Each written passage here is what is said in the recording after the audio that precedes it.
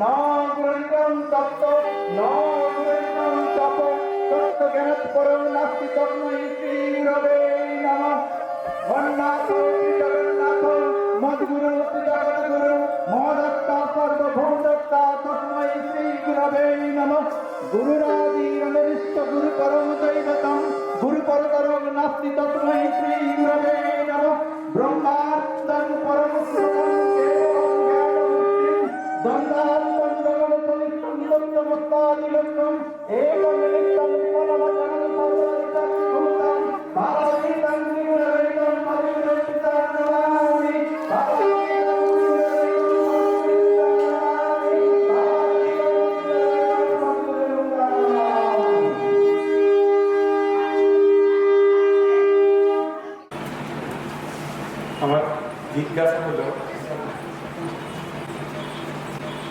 আমার জিজ্ঞাসা হলো একজন সাধক যখন সাধন পথে এগিয়ে যায় তার এত বাধা, এত সমস্যা, এত কষ্ট আসে কেন? তুমি যদি এখন অমরনাথ যেতে চাও, এখান থেকে তুমি যদি প্যালেগাঁও পর্যন্ত যাও তখন কোনো সমস্যা নেই। এখান থেকে ট্রেনে করে তুমি যাবে দিল্লি, জম্মু টম্মু হয়ে কাশ্মীর হয়ে প্যালেগাঁও পর্যন্ত, বাড়িটা বাস টাস সব পেয়ে যাবে। তারপরে চন্দনবাড়ি থেকে তোমার হাঁটা শুরু হবে। এবার তুমি যদি বলে যে মহারাজ প্যালেগাঁও অবধি ভালোভাবে এলাম, এবার চন্দনবাড়ি থেকে হাঁটতে এত বাধা কেন? তা বললে হবে, যত তোমার নিকটবর্তী হবে বরং তোমার মনে হবে এই বাধাগুলো সুন্দর, বাধাগুলো প্রাকৃতিক। কারণ বাধা বলতে কিসের বাধা? ধরো হাঁটতে গেলে প্রাকৃতিক দুর্যোগ, ল্যান্ডস্লাইড, বরফ পড়ছে, কখনো বৃষ্টি পড়ছে, তোমার ক্লান্ত হয়ে যাচ্ছে শরীর, তুমি হাঁটতে পারছো না, স্টিক প্রচণ্ড চড়াই, ঠান্ডা কনকনে রাত্রিবেলা, ঘুমোতে পারছো না, যত এগোচ্ছ তত বাধা বাড়ছে, গ্লেশিয়ারের উপর দিয়ে হাঁটছ, কিন্তু শেষে যখন পৌঁছাচ্ছ সেই পৌঁছানোর কত আরাম। কেদারনাথে তো আজকাল হেলিকপ্টারেই চলে যাওয়া যায়, কোনো মজা আছে সেখানে? কিছুই কষ্ট করতে হলো না। দেখো, শঙ্করাচার্য ইচ্ছা করে হিমালয়ের দুর্গম দুর্গম স্থানে এই সমস্ত তীর্থক্ষেত্র আবিষ্কার করে দিয়ে গেছে। কেন বলো তো? মানুষ কষ্ট করে আসুক, যেটা আরামে আসা যায় সে পাওয়ার কোনো দাম নেই। আরামে যেটা পাওয়া যায়, তুমি বসেই আছো, তুমি একবার শুধু আবদার করলে মা ফোন, ব্যাস সঙ্গে সঙ্গে 30,000 টাকার ফোন তোমার হাতে চলে এলো। সেই ফোনটাই ধরো তুমি কষ্ট করে বাঁচিয়ে বাঁচিয়ে 10 টাকা, 100 টাকা, 50 টাকা বাঁচিয়ে বাঁচিয়ে যখন কিনলে, 30,000 টাকার ফোন সেটা নয়, 7,000 টাকার ফোন। সেখানে বুকের ধনের মতন যত্ন করবে সেটাকে, তুমি তোমার নিজের সন্তানের মতন তুমি যত্ন করবে সেটাকে, কারণ কষ্ট করে পেয়েছে। বলা হয় না, কষ্ট করলে কেষ্ট দেবে। তো সাধকের পথে বাধা আসুক না, কি হয়েছে? যিনি বাধা দিচ্ছেন তিনি বাধা অতিক্রম করিয়ে দেবেন, তাতে কি হয়েছে? বাধা তো তারই একটা রূপ, তারই একটা প্রকাশ। আমরা পড়ে যাই, ঠাকুর রামকৃষ্ণ বলতেন, আমরা মাটিতে পড়ে যাই, পড়ে গিয়ে সেই মাটি ধরেই আমরা আবার উঠি, ধুলো টুলো ঝেড়ে নিয়ে আবার চলতে শুরু করি। গুরু মহারাজের কথা বলতে তার একটা দর্শনের কথা মনে পড়ে গেল। আমাদের গুরু মহারাজ, তার নাম স্বামী পরমানন্দ। তার এক গুরুদেব ছিলেন যোগী গুরু, তার নাম স্বামী বাউলানন্দ। সেই বাউলানন্দ গুরু মহারাজকে দীক্ষা দিয়ে শরীর ছেড়ে দিয়েছে, কিন্তু বলেছিলেন যোগাযোগ থাকবে।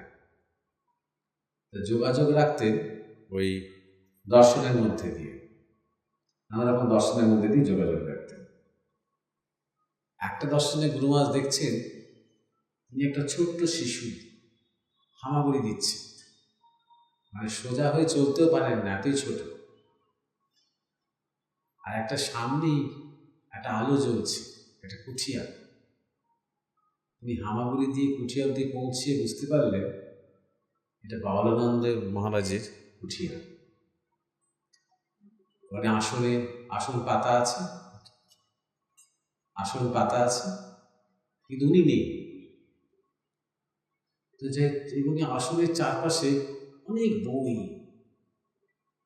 বাবা খুব পণ্ডিত ছিলেন, নিজেও খুব লেখালেখি করতেন, অনেক বই, বেদ, উপনিষদ, গীতা, আরও সব গ্রিক ফিলোসফি, ইউরোপিয়ান ফিলোসফি, বিরাট বিরাট সমস্ত কঠিন কঠিন বই, মোটা মোটা বই। না, আমি তো শিশু, আমি আর কি করবো? ওই বইগুলোর পাতাগুলো নিয়ে নাচছি, চাচ্ছি, খেলছি। উনি এলেন, এসে বইগুলো ডিঙিয়ে আসলে বসলেন, সে কাছে রাখলেন, কাছে বলছে আমি যেতে গিয়ে ওই এত বইয়ের পাহাড় আমি ঠেলে ঠেলে যেতে পারছি না। আশা করছি যে উনি আগে তুলে নেবেন, আমায় কোলে একটু হাত বাড়ালেই করে তুলে নিতে পারবেন, কিন্তু বাড়ানো কঠিন হয়ে গেল। ভাবতে হচ্ছে যে না, আমি তো আর কোনো হেল্প করবো না, নিজের চেষ্টায় পারো তো এসো। তখন সেই বইগুলো দুমড়ে মুচড়ে লাথি মেরে ঠেলে ঠুলে কোনো রকমের পথ করে নিয়ে, হ্যাঁ, হাঁপিয়ে টাপিয়ে গলগর্ম হয়ে, কারণ এতই ছোট আর বইগুলো এতই ভারী, কোনো রকমে তার কাছে পৌঁছলাম। তিনি হাসতে হাসতে করে তুলে নিলেন। মানে বাধা ডেঙিয়ে এসো যদি সাধক হও, এটা মায়ের আদর নয় যে তোমাকে পাইয়ে দেবে। এই বাধাগুলো কোত্থেকে আসছে বলো তো? তোমার মধ্যে থেকেই তো আসছে। আমার মধ্যে যে ভয় রয়েছে, আমার মধ্যে যে বাসনা রয়েছে, আমার মধ্যে যে চাহিদা রয়েছে, সেইগুলোই তো ভয়ের রূপ নিয়ে আসছে সামনে। সাধনা যারা খুব এগিয়ে যায়, তাদের মৃত্যু ভয় চলে আসে। আমি থাকবো না, আমি নিজেকে খুঁজতে খুঁজতে আমিটা হারিয়ে যাবে। এটা মুখে বলা সহজ, হওয়ার সময় চিন্তা করো, মৃত্যুর চেয়েও সাংঘাতিক মৃত্যু। সেটা স্বাভাবিক তো। এত অবচেতনে আমাদের ভয় রয়েছে, আকাঙ্ক্ষা রয়েছে, বাসনা রয়েছে, বাধা তো আসবেই। তাহলে সেই বাধা অতিক্রম করার উপায় কি? শরণাগতি। সাধনাও করব, চেষ্টাও করব, শরণাগত হব, গুরুর কাছে শরণাগত হব, ইষ্টের কাছে শরণাগত হব, স্যারেন্ডার করব। যেমন শিশু মায়ের কাছে সম্পূর্ণ স্যারেন্ডার করে। মা তাকে কোথায় নিয়ে যাচ্ছে, সেটা শোয়ার জায়গাটা ভালো তো, দুধটা ঠিক দিচ্ছে তো, দুধটা খারাপ নয় তো, এইসব চিন্তা শিশুটা করে। জানে মা যা দিচ্ছে, বাঁচবো কি মরবো সেটাও সে ভাবে, জানে সবই তার মায়ের হাতে। ঠিক সেইভাবে স্যারেন্ডার হতে হবে, 100% স্যারেন্ডার হতে হবে। আর সেই স্যারেন্ডার একদিনে হয় না, এই বাধাগুলোর মোকাবিলা করতে করতেই স্যারেন্ডার হয়। বুঝতে পেরেছেন? শুধু আসুক না বাধা, জীবনে যখনই আমরা কোনো ব্যাপারে সফল হতে গেছি, বাধা তো এসেছে। আর যত বেশি বাধা অতিক্রম করতে পেরেছি, তত আমাদের মধ্যে শক্তি বৃদ্ধি হয়েছে। বাধার জন্য কোনো দুর্বল হয়নি। বাধা দেখে যে ভয় পালিয়ে যায়, সে কাপুরুষ। আর বাধার যে মুখোমুখি হয়, ভগবানকে স্মরণ করে সে বাধার সাথে সে জুঝবার চেষ্টা করে, সে বীর পুরুষ। অনেকে দেখো দীক্ষা টিক্ষা নিয়ে দিন সাথে ধ্যান জপ একটু করলো কি করলো না, তা বন্ধ করে দিল। কেন বন্ধ করে দিলি রে? বাবা, ধ্যান জপ করতে বসলে আরও কি সব মনের মধ্যে শুরু হয়ে যায়। এমনি ভালো থাকে, ধ্যান জপ করতে বসলে সে যেন কত রকমের চিন্তা, কত রকমের উল্টো পাল্টা ভাবনা, ভীতি, সংস্কার, সব যেন সাংঘাতিক ভিড় করে ওঠে। স্বাভাবিক তো। কোনোদিন শান্ত হয়ে নিজের মনকে তো দেখার চেষ্টাই করিসনি, মন তো সুযোগই পায়নি। সবসময় বহির্মুখী হয়ে থেকেছিস। মনের মধ্যে যে কত কি রয়েছে, কত পূর্ব জন্মের সংস্কার রয়েছে, কত এই জন্মেরই কত চিন্তা রয়েছে, কত সংস্কার রয়েছে, যেগুলো অবচেতন মনে আটকে আছে। যখনই তুমি চোখ বন্ধ করে নিজের দিকে তাকাবে, তখন সেগুলো ধুলোর মতো, উপর থেকে ঝোলা ঝুলের মতো সেগুলো আস্তে আস্তে আত্মপ্রকাশ করবে। ভয় পেলে চলবে না। নেমেছি যখন উঠোনে নাচতে, তখন উঠোন বাঁকা করলে চলবে না, মুখোমুখি হতে হবে, ওয়েলকাম করতে হবে। আচ্ছা বেশ, আমার মনের মধ্যে এত কিছু আছে, জানতাম না তো, ঠিক আছে, আস্তে আস্তে ক্লিয়ার করছি। এইভাবে ভাবতে ভাবতে সেই ঘরটাকে, সেই মনটাকে নিয়ে ধীরে ধীরে তাকে যখন অ্যালাউ করবো, আমি যা কিছু তোমার মধ্যে আছে উঠুক, আস্তে আস্তে দেখবে সব কেটে যাবে, মন আবার স্থির হয়ে যাবে, শান্ত হয়ে যাবে। আর সাধনা করে যাও, ভেবো না যে তুমি এগোচ্ছ। প্রত্যেক দিন 0 থেকে শুরু করো।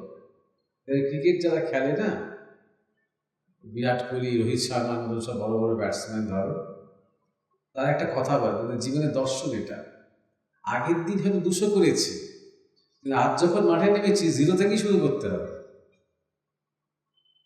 আগে 200 করেছি বলে সেটা অ্যাড হবে না তোমার। গতকাল পর্যন্ত তুমি ধ্যান জপ করে বেশ পুলক টুলক হয়েছিল, মানে আজকে তোমার আবার সেখান থেকে শুরু হলো, এভাবে ভেবো না। মনে করো 0 থেকে শুরু করছি, আর 0তেই থাকো। 0 থেকে শুরু করো, 0তেই থাকো, তবেই পূর্ণত্বের বোধ। আবার বলছি, 0 থেকে শুরু করো, 0তেই থাকো, তবেই পূর্ণত্বের বোধ। 0 বলতে মনের বৃত্তি 0, 0 বলতে চিন্তা 0, ভাবনা 0, সংস্কার 0, অহংকার 0, স্বার্থ 0, ক্রোধ 0, একদম 0, 0 হয়ে থাকে। সেখান থেকেই ধ্যানের শুরু।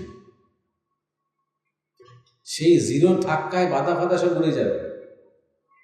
আসুক বাধা, আসুক, দ্রষ্টা হয়ে যাও। বাধা দ্রষ্টা হও। শরীরের বাধা, টনটন করছে, মনের ব্যথা, উঠি অনেক হয়েছে ধ্যান জপ, আগে 1 ঘন্টা বসে গেছি, আর দরকার নেই, নানা রকম বাধা। আরেকটা বাধা, অমুক ডাকছে, আরেকটা বাধা সেই বলছে, আরেকটা বাধা সময় নষ্ট হচ্ছে, নানা রকমের বাধা।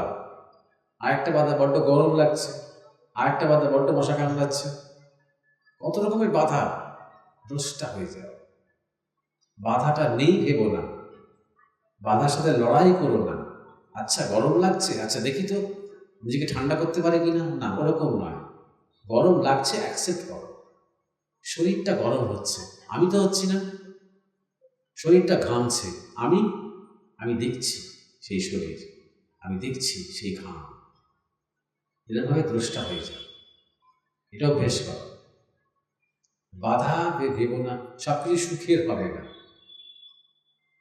যদি তুমি বাধাকে প্রতিরোধ না করে, বাধার সাথে যদি তুমি কুস্তি না করে, দড়ি টানাটানি না করে, যদি বাধাকে তুমি আসতে দাও, তুমি তাকে আমন্ত্রণ করলে না, তুমি তাকে প্রত্যাখ্যান করলে না, তবে দেখবে সেই বাধাটাই তোমাকে অনেক দূর নিয়ে যাবে। ভিতরে কথা আছে, every problem, every hardship is an opportunity. প্রত্যেকটা সমস্যা, প্রত্যেকটা বাধা আমাদের জীবনে একটা সুযোগ, নিজেকে নতুন করে খুঁজে পাওয়া, নিজের গতি ত্বরান্বিত হওয়ার একটা সুযোগ। সুতরাং এই বাধাগুলোই, যদি বাধা নিয়ে চিন্তিত না হও, তাহলে এই বাধাগুলোই দেখবে তোমাকে অনেক দূর এগিয়ে দেবে, তোমার বন্ধু হয়ে যাবে। আজকে যা প্রতিকূল, কালকে সেগুলোই অনুকূল হয়ে যাবে। বুঝতে পেরেছো?